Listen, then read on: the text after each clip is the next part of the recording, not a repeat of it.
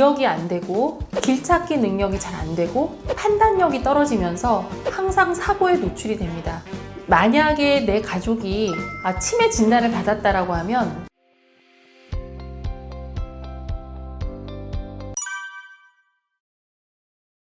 제일 흔한 경우는 결국은 여러 가지가 있죠. 기억이 안 되고 그 다음에 자기 집을 찾을 수 없는 우리가 시공간 능력이라고 하는데 길 찾기 능력이 잘 안 되고 판단력이 떨어지면서 항상 사고에 노출이 됩니다. 제가 이제 실예를 들어보면 지금 현재 사는 집은 내 기억 속에 남지 않아서 예전에 우리 집 한 40년 전에 살던 우리 집 찾아가다가 길을 잊어버리시고 못 찾게 되는데 내 전화기 속에 있는 자녀의 전화도 잊어버리시는 거예요. 기억 속에서. 그러니까 그분이 배회를 하시게 되다가 사고에 노출이 되는 거죠. 특히나 교통사고 같은 경우가 흔하고 그 다음에 등산에서 길을 잃어버린 경우도 있어서 9시간 정도 만에 그분을 발견하는 적도 있습니다. 그래서 여러분들이 알람 문자, 왜 코로나 때 알람 문자 지정해 놓다가 알람이 너무 많이 와서 알람 꺼진 경우가 있을 겁니다. 근데 그 알람을 꼭 한번 계속 켜두시길 바랍니다. 왜냐하면 그 동네에서 누군가는 내 가족이 될 수도 있고 아니면 내 친구의 가족이 될 수 있는 그런 분들이 우연히 발견돼서 그분들이 헤매게 되면 그 알람 문자가 오게 되는 건데요. 사실은 봄이나 가을 같은 경우에는 큰 문제가 없어요. 날씨가 괜찮으니까. 근데 이런 직사광선이 내리치는 여름, 그 다음에 너무 추운 겨울에는 동사나 열사병에 많이 노출이 되기 때문에 굉장히 위험할 수 있습니다. 그래서 만약에 내 가족이 치매 진단을 받았다라고 하면 지문을 관할 경찰서에 등록을 해주시기 바랍니다. 그러면 그 지문만, 그분이 헤매는 분들 같은 경우 안내하셔서 지문만 경찰서에 확인을 하면 어디에서 헤매시거나 다 가족한테 연락이 가게끔 되어 있고요. 그 다음에 혹시나 특히 택시 하시는 분들, 그 다음에 대중교통 이용하시는 분들은 바로 알 수가 있어요. 저희가. 그렇게 되면 그분을 안전하게 관할 경찰서나 그런 쪽으로 안내를 해주셨으면 좋겠습니다.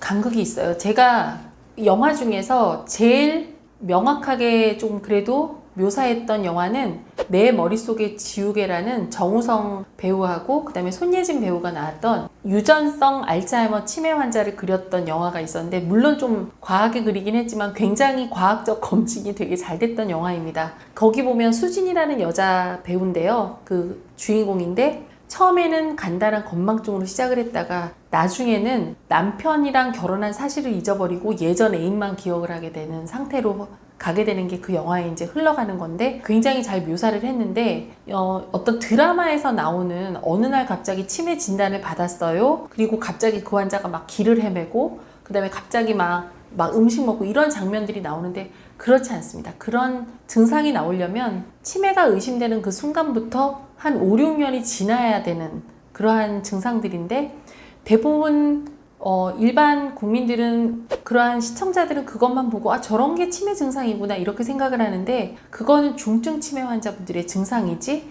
초기 치매 환자분들은 전혀 그런 증상을 나타내지 않고요. 아주 깜빡해요. 그래서 이렇게 얘기를 해요.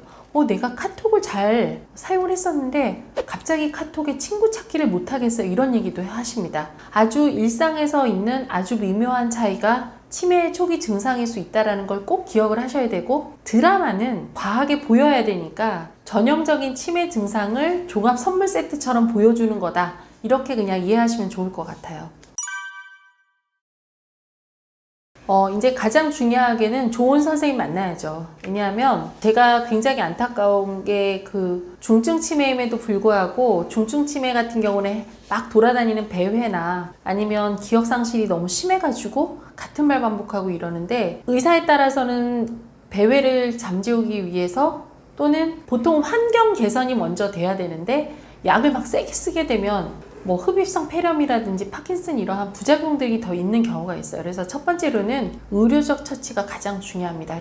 치매 전문가 선생님한테 정확한 진단 받는 게 가장 중요한 스텝이고요. 두 번째 스텝은 혼자서 해결할 수 있는 게 아닙니다. 이거는. 그리고 우리나라는 시스템이 되게 잘 돼 있어요. 그래서 근처 관할 치매 안심센터가 있으면 어떻게 도움을 받으면 되는지 단계별로 다 도움의 정도가 다릅니다. 그래서 초기에는 치매 안심센터를 이용을 하시다가 약간 병이 깊어지게 되면 장기 요양 서비스라는 걸 이용할 수가 있거든요. 그걸 통해서 요양사 선생님이라고 해서 집에 와서 돌봐주는 분들에 대한 도움을 받을 수도 있고, 아니면 학교를 보낼 수도 있어요. 우리가 데이케어 센터라고 하는데 정말 놀랍게도 아침 9시부터 저녁 5시까지 그 정도 활동 이제 수용하고 약간의 어떠한 인지 프로그램 하고 운동하고 노래 부르고 박수치고 요 정도인데도 데이케어를 꾸준하게 다니시는 분과 집에서 그냥 외롭게 고립됐던 분은 가는 길이 하늘과 땅 차이예요. 그래서 그런 여러 가지 다양한 사회 시스템을 이용하셔야 되고 절대 부끄러워하지 마셔야 돼요. 왜냐하면 특히 결혼 정년기에 자녀를 가진 부모님 중에 한 분이 치매에 노출되는 경우에는 자녀분들 사회생활이나 결혼생활에 영향을 줄까봐 무조건 쉬쉬하는 경우가 있습니다. 절대 그러실 필요가 없고요. 요새는 그런 세상도 아닙니다.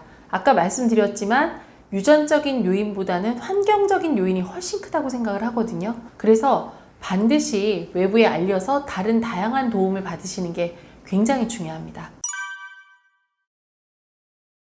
가장 중요한 거는요, 우리가 대화의 가장 기본은 뭔가요? 내가 얘기하는 것보다는 다른 사람의 얘기를 잘 들어줘라. 입이 하나고 귀가 두 개인 게 다 이유가 있잖아요. 더 잘 들어주는 건데 치매라고 하더라도 그분이 하고 싶은 말이 다 있거든요. 무조건 들어주시는 게 첫 번째입니다. 그리고 그분을 면박을 주시면 안 돼요. 틀린 말을 하더라도 끝까지 받아주셔야 됩니다. 이제 이런 경우가 있어요. 루이체 치매라는 치매는 갑자기 초기 증상의 기억력이나 이런 게 떨어지는 게 아니라 헛걸음을 보세요. 옷걸이 가지고 저승사자 서 있다고 한다거나 아니면 아무도 없는데 도둑 들어왔다는 이런 얘기들 많이 하시거든요. 자, 그럴 때 여러분 어떻게 하시겠어요?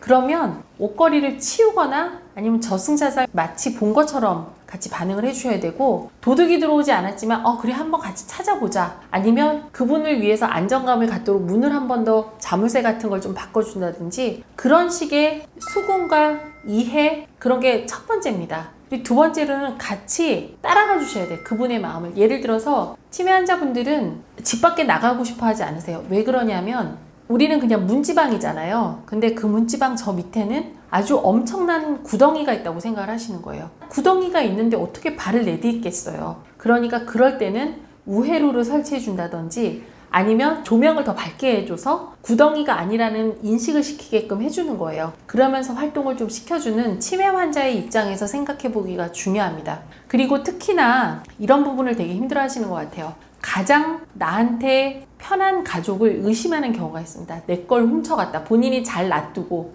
또는 본인이 돈을 오인을 해서 5,000원을 50만 원이라고 막 혼돈하시는 경우가 있어요. 그러면 내가 이렇게 우리 엄마한테 잘해줬는데 왜 나를 의심하지? 하면서 되게 마음에 상처를 많이 입는데 그거는 100% 병적인 원인이고 한마디로 마음이 시키는 게 아니라 병이 시키는 것이라는 인식을 꼭 하셔야 됩니다.